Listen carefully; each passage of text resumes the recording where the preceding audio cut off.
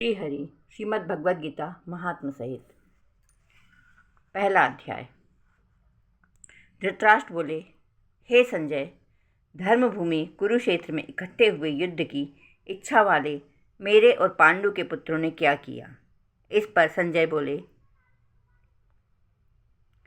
उस समय राजा दुर्योधन ने व्यूह रचना युक्त पांडवों की सेना को देखकर और द्रोणाचार्य के पास जाकर यह वचन कहा, हे आचार्य, आपके बुद्धिमान शिष्य द्रुपद पुत्र धृष्टद्युम्न द्वारा व्यूहाकार खड़ी की हुई पांडु पुत्रों की इस बड़ी भारी सेना को देखिए।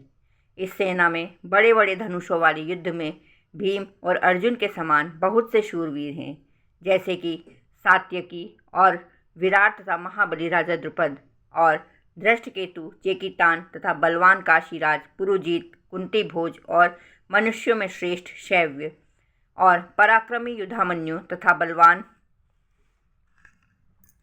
उत्तमोजा, सुभद्रा पुत्र अभिमन्यु और द्रौपदी के पांचों पुत्र, ये सभी महारथी हैं। हे ब्राह्मण श्रेष्ठ, हमारे पक्ष में जो जो प्रधान हैं उनको आप समझ लीजिए। आपके जानने के लिए मेरी सेना के जो जो सेनापति हैं उनको मैं कहता हूँ। एक तो स्वयं आप और पितामह भीष्म तथा कर्ण और संग्राम विजय कृपाचार्य जैसे, वैसे ही अश्वत्थामा, विकर्ण और सोमदत्त का पुत्र भूरिश्रवा तथा और भी बहुत से शूरवीर, अनेक प्रकार के शस्त्र अस्त्रों से युक्त, मेरे लिए जीवन की आशा को त्यागने वाले सबके सब युद्ध में चतुर हैं। भीष्म पितामह द्वारा रक्षित हमारी वह सेना सब प्रकार से अजेय है और भीम द्वारा रक्षित इन लोगों की यह सेना जीतने में सुगम है। इसलिए सब मोर्चों पर अपनी अपनी जगह स्थित रहते हुए आप लोग सबके सभी निसंदेह भीष्म पितामह की ही ओर से रक्षा करें। इस प्रकार द्रोणाचार्य से कहते हुए दुर्योधन के वचनों को सुनकर कौरवों में बड़े प्रतापी पितामह भीष्म ने उस दुर्योधन के हृदय में हर्ष उत्पन्न करते हुए उच्च स्वर से सिंहनाद के समान गर्ज कर शंख बजाया। उसके उपरांत शंख और नगाड़े तथा ढोल, मृदंग और नरसिंह आदि बाजे एक साथ ही बजे। उनका वह शब्द बड़ा ही भयंकर हुआ। उसके अनंतर सफ़ेद घोड़ों से युक्त उत्तम रथ में बैठे हुए श्री कृष्ण महाराज और अर्जुन ने भी अलौकिक शंख बजाए।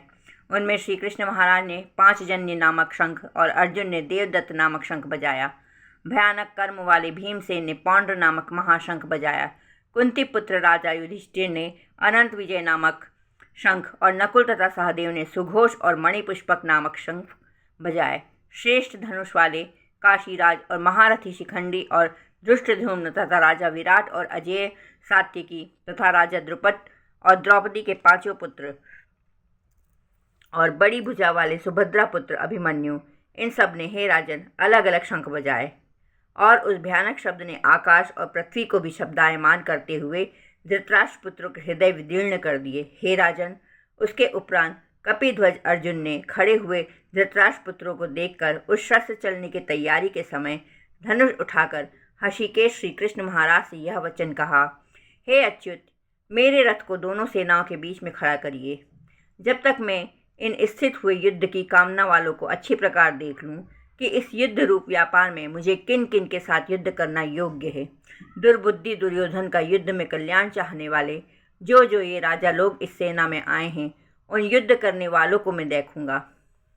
संजय बोले, हे धृतराष्ट्र, अर्जुन द्वारा इस प्रकार कहे हुए महाराज श्री कृष्णचंद्र ने दोनों सेनाओं के बीच में भीष्म और द्रोणाचार्य के सामने और संपूर्ण राजाओं के सामने उत्तम रथ को खड़ा करके ऐसे कहा कि हे पार्थ, इन इकट्ठे हुए कौरवों को देख।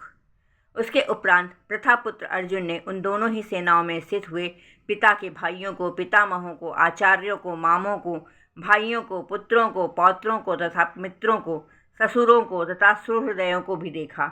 इस प्रकार उन खड़े हुए संपूर्ण बंधुओं को देखकर वे अत्यंत करुणा से युक्त हुए कुंती पुत्र अर्जुन शोक करते हुए यह बोले, हे कृष्ण, इस युद्ध की इच्छा वाले खड़े हुए स्वजन समुदाय को देखकर मेरे अंग शिथिल हुए जाते हैं और मुख भी सूखा जाता है और मेरे शरीर में कंपन तथा रोमांच होता है तथा हाथ से गांडीव धनुष गिरता है और त्वचा भी बहुत जलती है तथा मेरा मन भ्रमित सा हो रहा है। इसलिए मैं खड़ा रहने में भी समर्थ नहीं हूँ। हे केशव,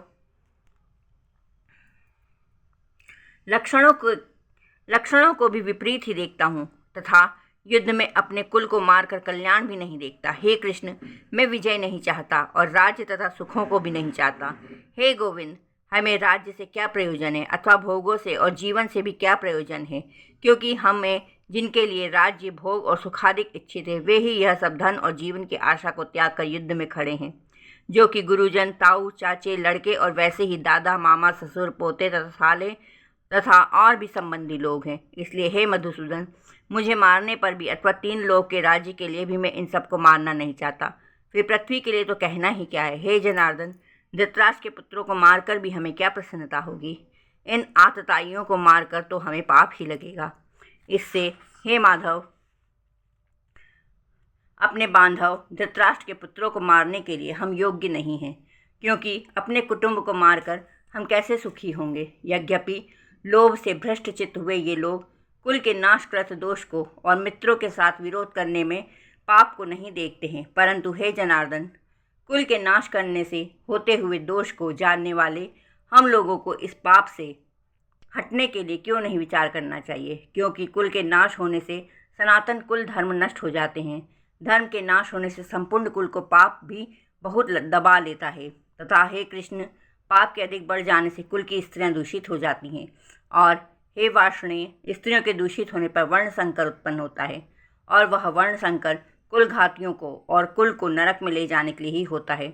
लोप हुई पिंड और जल की क्रिया वाले इन पितर लोग भी गिर जाते हैं और इन वर्ण संकर कारक दोषों से कुल घातियों के सनातन कुल धर्म और जाति धर्म नष्ट हो जाते हैं तथा हे जनार्दन, नष्ट हुए कुल धर्म वाले मनुष्यों का अनंत काल तक नरक में वास होता है, ऐसा हमने सुना है। अहो, शोक है कि हम लोग बुद्धिमान होकर भी महान पाप करने को तैयार हुए हैं, जो कि राज्य और सुख के लोभ से अपने कुल को मारने के लिए उद्यत हुए हैं।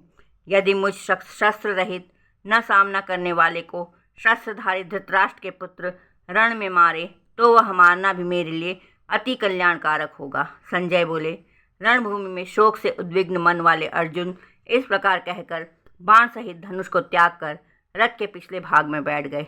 इति श्री भगवद गीता रूपी उपनिषद एवं ब्रह्म विद्या तथा योग शास्त्र विषयक श्री कृष्ण और अर्जुन के संवाद में अर्जुन विषाद योग नामक पहला अध्याय समाप्त।